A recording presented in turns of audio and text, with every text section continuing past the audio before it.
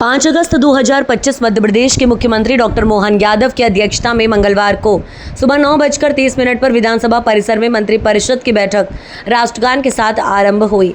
मंत्रिपरिषद की बैठक में लिए गए महत्वपूर्ण निर्णयों की जानकारी स्थानीय शासन मंत्री कैलाश विजयवर्गीय ने पत्रकारों को देते हुए कहा कि मुख्यमंत्री शहरी अधोसंरचना विकास योजना को निरंतर आगे बढ़ाते हुए मंत्रिपरिषद ने योजना के लिए 1700 करोड़ रुपए की स्वीकृति प्रदान की। इसके साथ ही कैबिनेट सदस्यों ने इस योजना के 5वें चरण 4000 करोड़ रुपए को शीघ्र स्वीकृति देने का आग्रह किया। मंत्रिपरिषद में लिए गए महत्वपूर्ण निर्णयों में सोलर एनर्जी के क्षेत्र में मुरैना में प्रदेश का पहला बैटरी स्टोरेज सोलर प्लांट का निर्णय रहा, जो कि एक इनोवेटिव प्रोजेक्ट के रूप में मध्य प्रदेश में 600 मेगावाट क्षमता के साथ 3000 करोड़ रुपए का बड़ा इन्वेस्टमेंट है, जो कि निजी निवेशकों द्वारा मुरैना में लाया जाएगा। इस प्लॉट की सबसे बड़ी खूबी है कि इसके द्वारा दिन में सौर ऊर्जा संग्रहित होगी, जिससे रात्रि काल में भी बिजली उपलब्ध कराई जा सकेगी। ये परियोजना मध्य प्रदेश ही नहीं, देश की पहली यूनिक परियोजना होगी। मंत्रिपरिषद के निर्णयों में पीयूबी सेल का गठन करना भी महत्वपूर्ण रहा। इस प्रयोग के द्वारा सहकारिता विभाग को दक्ष और तकनीकी रूप से उन्नत किया जाएगा।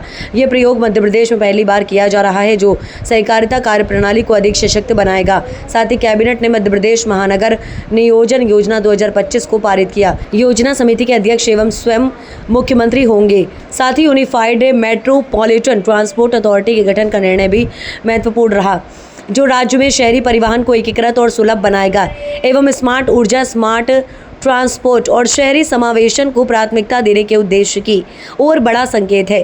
मंत्रिपरिषद की बैठक में लिए गए ये निर्णय मध्य प्रदेश में ऊर्जा और सहकारिता क्षेत्र में क्रांतिकारी निर्णय है, जो मध्य प्रदेश को देश में एक नई दिशा प्रदान करेंगे। हमारे यशस्वी मुख्यमंत्री डॉक्टर मोहन यादव जी के नेतृत्व में मंत्रिमंडल की बैठक हुई है। उसमें मुख्यमंत्री शहरी अधोसंरचना विकास योजना है जो उसको निरंतरता प्रदान करते हुए 1700 करोड़ रुपया स्वीकृत किया गया है और हमने आग्रह किया है कि इसका 5वां चरण भी लगभग 4000 करोड़ का है, वह शीघ्र स्वीकृति प्रदान करें। अभी सिद्धांत मुख्यमंत्री जी ने स्वीकृति दी है। मुझे उम्मीद है कि अगले कैबिनेट में या 2-3 कैबिनेट बाद वो भी हो जाएंगे। एक बहुत ही इनोवेटिव सोलर एनर्जी के ऊपर मध्य प्रदेश में काम हो रहा है।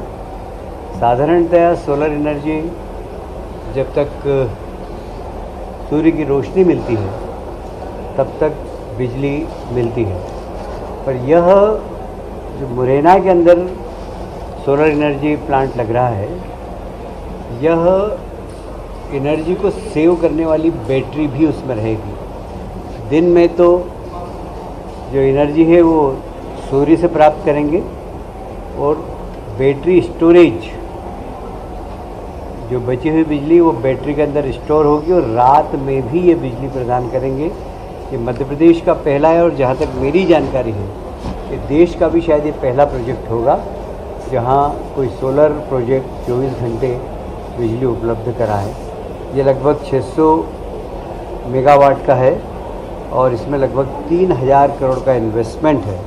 ये प्राइवेट इन्वेस्टर आ रहे हैं और ये मुरैना का एक यूनिक प्रोजेक्ट है। मुरैना में इतना बड़ा इन्वेस्टमेंट पहली बार हो रहा। कार्यालय आयुक्त एवं पंजीकृत सहकारी में प्रोजेक्ट मैनेजमेंट यूनिट PMU क्या होता है कि जब हम सहकारिता के क्षेत्र में काम करते हैं तो कई बार जो सहकारी क्षेत्र के नेता हैं वो आजकल आधुनिक टेक्नोलॉजी, आधुनिक मैनेजमेंट इसमें पूरी तरह दक्ष नहीं होते। तो सहकारिता विभाग को दक्ष करने के लिए ये बहुत ज़रूरी है कि अच्छे एडवाइज़र हों, अच्छे लोग हों, कॉन्ट्रैक्ट बेसिस पर लाएं और सहकारिता विभाग को दक्ष करें। तो एक PMU सेल का गठन होगा और ये शायद मध्य प्रदेश में पहला प्रयोग है कि सहकारी क्षेत्र को सशक्त करने के लिए इस प्रकार का प्रयोग किया जा रहा है। अभी आपने सुना होगा मध्य प्रदेश महानगर नियोजन और विकास विधेयक 2025 अभी पारित किया है सदन ने। लंबी चर्चा हुई, लगभग 3 घंटे, और सभी माननीय सदस्यों, चाहे पक्ष के हों चाहे विपक्ष ने, नैतिक रूप से सबने इसका समर्थन किया यह महानगरीय क्षेत्र की घोषणा इंदौर और भोपाल की हुई है अभी। उसके बाद हम समय आने पर जबलपुर, ग्वालियर और रीवा के लिए भी महानगरीय रीजनल प्लानिंग एवं डेवलपमेंट एक्ट लाएंगे। महानगरीय क्षेत्र की घोषणा के साथ साथ महानगरीय योजना समिति बनेगी। हमने जब इस एक्ट को बनाया तो हमने देश के अंदर जिन राज्यों में एक्ट काम कर रहा है उस सब राज्यों का एक्ट का अध्ययन किया और हमने देखा कि बहुत ज़्यादा इफ़ेक्टिव नहीं है बाकी क्षेत्र में मेट्रोपॉलिटन प्लानिंग डेवलपमेंट एक्ट, क्योंकि वहाँ साधारणतः अध्यक्षता वहाँ के मिनिस्टर करते हैं, लोकल लीडर्स करते हैं। इस बार जो हमारी महानगरीय योजना समिति बनेगी तो उसकी अध्यक्षता माननीय मुख्यमंत्री जी करेंगे। उपाध्यक्ष के रूप में नगरीय नियोजन मंत्री की तरफ से मैं रहूँगा और ग्रामीण क्षेत्र के लिए प्रहलाद पटेल जी रहेंगे और राजस्व के मंत्री श्री करण सिंह जी उसके उपाध्यक्ष रहेंगे।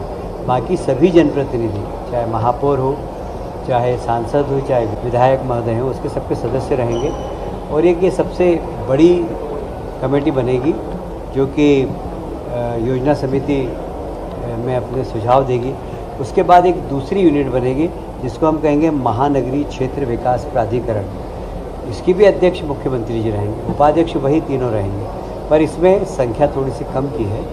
इसमें कुछ सिलेक्टेड विधायक जो अर्बन क्षेत्र के आते हैं उनको ही लेने का प्रावधान किया गया है। फिर एक महानगरीय विकास एवं निवेश योजना क्रियान्वयन समिति बनेगी। उसमें सब अधिकारियों को लिया गया है कि जो प्लान महानगरीय योजना समिति करेगी उस प्लान को एग्जीक्यूट करने का काम इस कमेटी का होगा, जिसमें मुख्य सचिव से लेकर और सारे अधिकारी रहेंगे। यूनिफाइड मेट्रोपॉलिटन ट्रांसपोर्ट अथॉरिटी ये भी इसमें बनेगी पूरे मेट्रोपॉलिटन एरिया के लिए, जिसमें बस का संचालन कहाँ हो, मेट्रो का संचालन कहाँ हो, मोनोरेल का संचालन कहाँ हो और बाकी भी व्हीकल्स की आवश्यकता हो तो कहाँ कहाँ इसकी पूरी प्लानिंग बनेगी। इसकी अथॉरिटी भी एक अलग से बनेगी। इस महानगर में लगभग 10 लाख से ज़्यादा संख्या वाले ही क्षेत्र लिए जाएंगे। वैसे संविधान के 74वें संशोधन में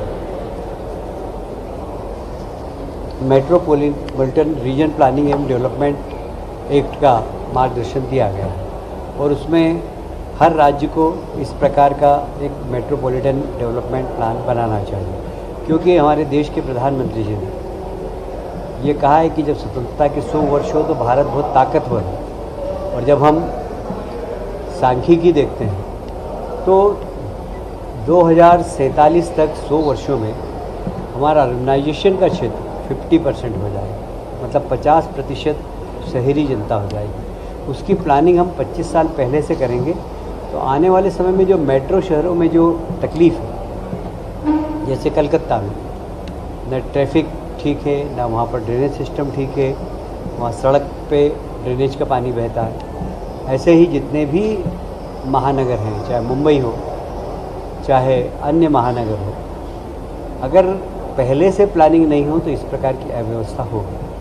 हम भी कल का हमारा मेट्रो शहर कैसा हो, हम भी मद्रास की बराबरी करेंगे, मुंबई की बराबरी करेंगे, तो हम अभी से प्लानिंग कर रहे हैं। सड़कों की प्लानिंग, पानी की प्लानिंग, ट्रांसपोर्टेशन की प्लानिंग, इन्वेस्टमेंट की प्लानिंग, रोजगार की प्लानिंग, एनवायरनमेंट की प्लानिंग, ये सब प्लानिंग का हिस्सा होगा इस metropolitan region planning and development act के माध्यम से। और इसलिए इंदौर, उज्जैन, देवास और धार का Indore metropolitan planning regional planning act में लिया गया है।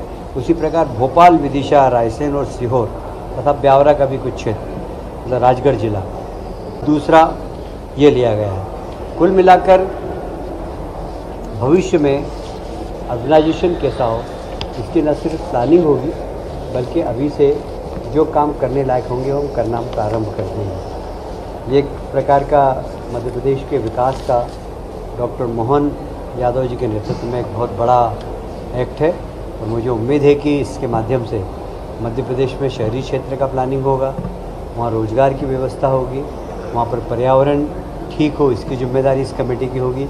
इस सब दिशा में सामूहिक रूप से बैठकर मेट्रोपॉलिटन एक्ट के अंतर्गत हम लोग रीजन में ही बैठकर प्लान करेंगे, उसका क्रियान्वयन करेंगे। इस एक्ट का यही प्रावधान है।